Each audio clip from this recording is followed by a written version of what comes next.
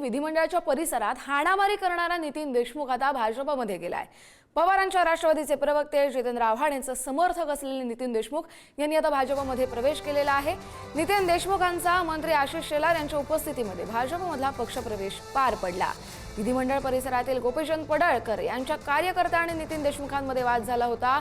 विक्रोळीमधल्या ward क्रमांक 124 मधून ठाकरेंच्या शिवसेनेला सुटल्यानं नितीन देशमुख नाराज होते आणि त्यानंतरच त्यांनी आता भाजपमध्ये प्रवेश केला आहे।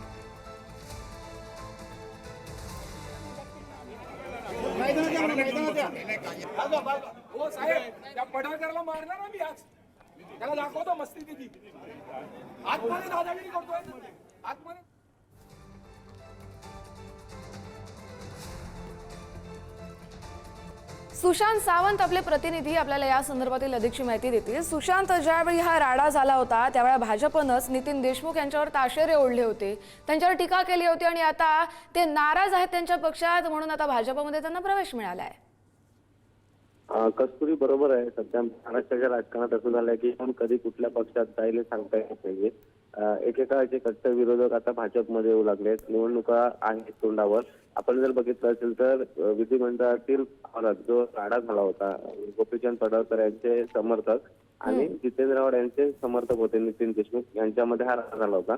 त्या राड्याची इतकी चर्चा झाली होती की भाजपनं नितीन देशमुखांवर गंभीर आरोप देखील केले होते। त्यानंतर नितीन देशमुखांवर गुन्हे देखील दाखल झाले होते। मात्र आता परिस्थिती अशी झाली आहे की ज्या नितीन देशमुखांवर भाजप आरोप करत होतं त्याच नितीन देशमुखांना आता भाजपनं स्वतःच्या पक्षात घेतलंय। त्यामुळे आपण जर पाहिलं असेल तर कालच हा पक्ष प्रवेश झालेला आहे। भाजपचे माजी मुंबई अध्यक्ष मंत्री आशिष शेलार, राम कदम यांच्या उपस्थितीत हा पक्ष प्रवेश झालेला आहे।